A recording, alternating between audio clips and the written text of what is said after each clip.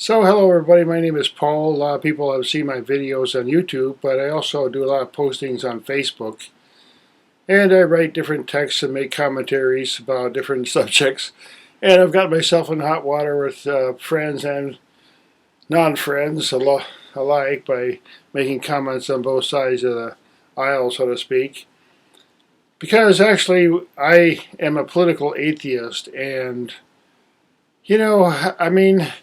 I think we all need to ask ourselves, really, do we really belong to a party? And what is a party all about anyway?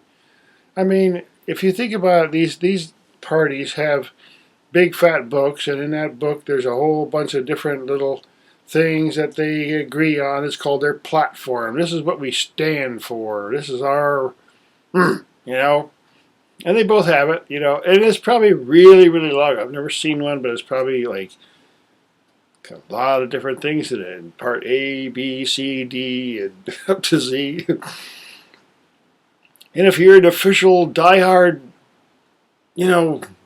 Republican or Democrat, then you got to be like, sign on to that whole platform. And then if you do that, then you get some funding from different sources, and say, now that you're on board with our platform, we'll give you some money here. And so the politicians who want to get in office, it doesn't matter where they come from, what party they're in, they all got to kind of weasel through the system, and maybe they don't quite agree with one thing on the platform, but if they want to get that money, they better swear to that platform. Boy, if they want to get that high office.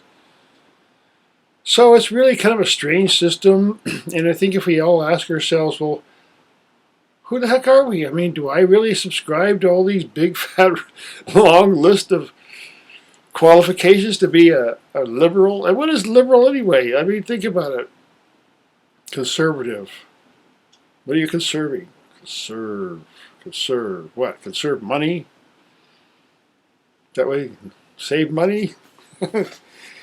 Conserve what? And liberal. Okay, liberal. Well, isn't liberal a good word? I mean, hey, don't we all want to be free, But if liberal is meaning like lots of government, we're so liberal that we want to give the same thing to everybody. That's communism.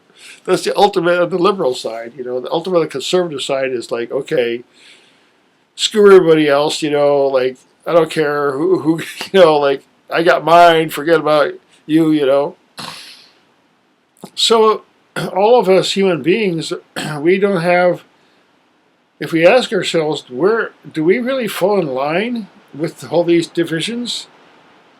That's been a set-up system for us. That, you're born in some country, and that's the system you get, right? And then it's like, okay, they teach you in school.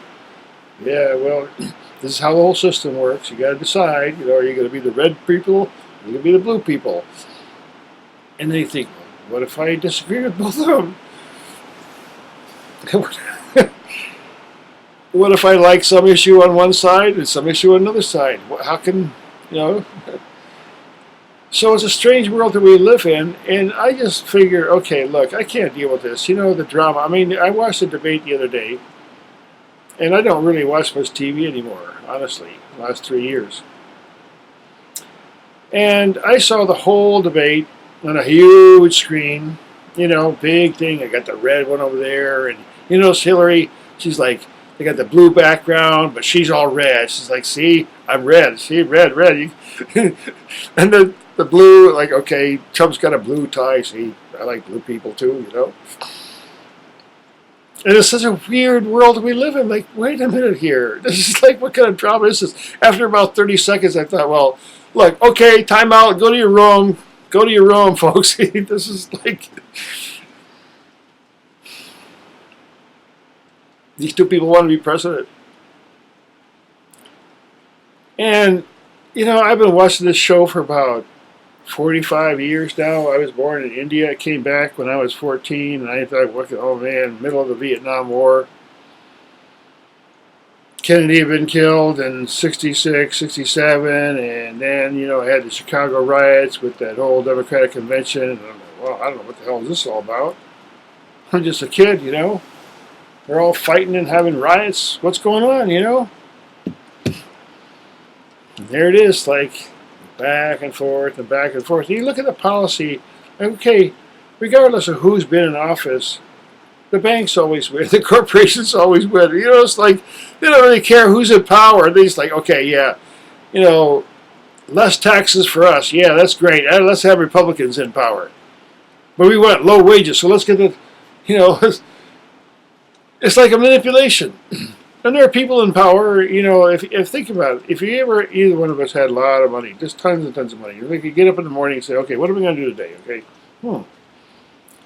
hey, you've got to figure out that one country over there. What's wrong with it? We got to get some of its resources and change its banking system, and we need to bring some Coca-Cola over there, you know, some McDonald's. Okay, so let's go over there and make some deals, you know.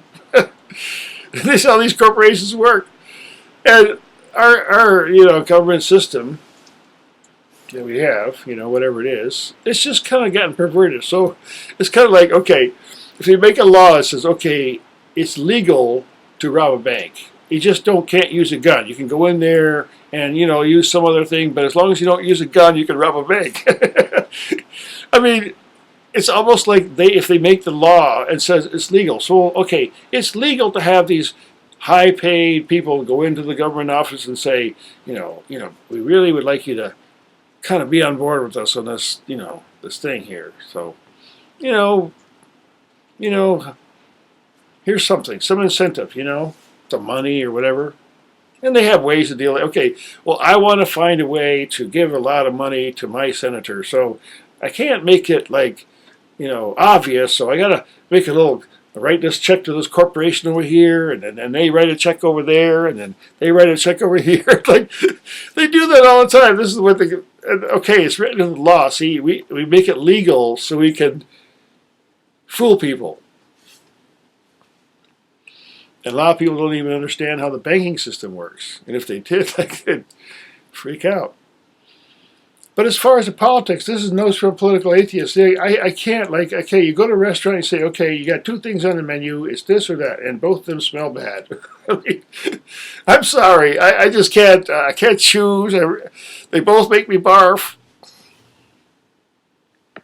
I'm sorry. You know, if the Democrats want my vote, then they got to nominate someone that I can vote for. If the Republicans want my vote, then they got to nominate someone that I can vote for. If they don't nominate someone I can vote for, I can't vote. Because otherwise I think, well, why am I voting? Am I just being a fool? I close my nose and just, you know, hope for the best? Because by then it's 50-50. You know, it's like, what's the difference? Like, you know, eeny, meeny, miny, mo. Like, pick one. Because a lot of times, you know, people base their vote a lot of times on what politicians say. And I remember, like, in 1968, I heard a speech. I was like 16 years old or something. Oh, Mr. Nixon. Oh, yeah, you know, Vietnam War. I mean, just like, oh, like I was my ear-tized eyes were welling up with tears. Like, oh, he's such a nice man. He wants to end the war in Vietnam. But then you see what happened to him, you know. He was like a crook, you know. So this is why I become an atheist for politics, because I really can't see how, you know, I mean, I can't really believe, I mean, in a political party. And I know that's the system we have, and that's just the way it is. But then if that's the system that we have, then we better the heck make it better quickly, because it's just ridiculous. We just got a mess on our hands, and, you know, we just like don't change the system. We get the same old people doing the same old things. You know, like, you know, you go into a police station, they have the wall of the culprits, the usual culprits. A lot of times, well, there's Joe again. He's like robbed a bank this time, and that's what the political ads are, like mudslinging and you lied more than me, and you're more sneaky than me, and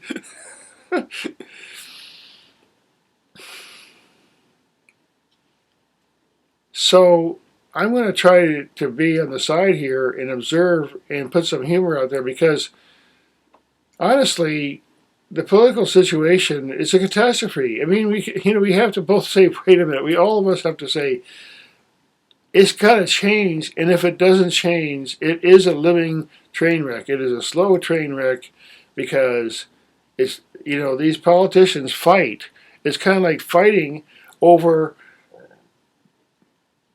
like fighting over, let's say there's a hole in a boat, and they're fighting over, oh, what's wrong with, who made the hole, how big is the hole, and they're arguing about the hole in the boat instead of someone saying, okay, we'll argue about that later, just plug the damn hole in the boat, and then we'll figure that out later. But right now, there's so many problems that are going on, and in some of my other videos, I'm going to discuss some of them, and say, look, these are really, really, really serious problems, and they're not getting solved.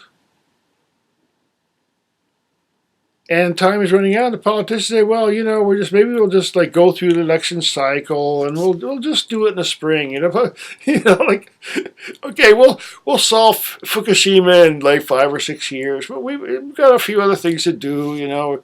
Like.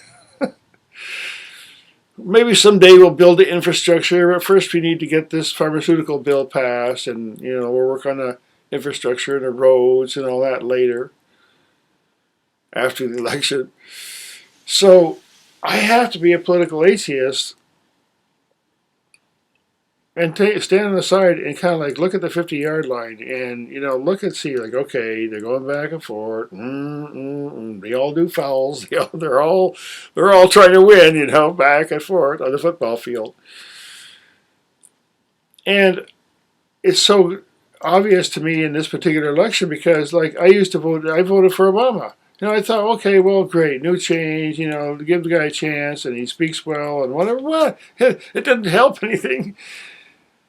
It's worse now, there's less freedoms and more wars, and just like, so back when Bush was president, they actually used to argue about the war. Should we go to war? And he had to come out. Now they just do it. They just like, screw you, everybody. You don't even ask your permission. We're not going to go through Congress. We're just going to like hire some mercenaries and send them some weapons and screw everybody else. We're just going to do our thing, and we don't need to get to, because the voters are stupid and they'll never let us do what we want to do anyway, so we just go do it and find a sneaky way to do it.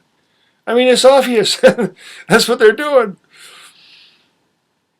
They'll come up and vote, and like, you just get these snippets of news from around the world, like blah, blah, blah, blah, blah, and they only tell you what they want you to know. Those very short video clips of various things that are going around the world. There's a lot more going on around the world than those little video clips. And every single day, there's amazing stuff going on out there. Like, for example, right now, okay, it's, September 28th on 2016, and the German bank's in really big trouble. Okay, the European Union is slowly going to fall apart. Because, it's held together by just stitches. It's just like, nobody's happy there. They're all just like, okay, we're technocracy and blah, blah, blah. We tried it. It's like a international communism. We all have a big union here, and basically it's under control of banks. And if you're an individual type of country and you say, like, I don't want to be blended in with everything and just, it's almost like a silly thing, like, okay, if everybody was just light brown, then we'd all kind of get along, because nobody would be more white or more dark or more, if we all had the same color hair, maybe if we were all just clones, we'd all get along, because, it's ridiculous. But this is the kind of mentality that's going on right now. So I got to make this short because of the YouTube limit. But I'll make another video, and I'll see you in the next one. Thanks.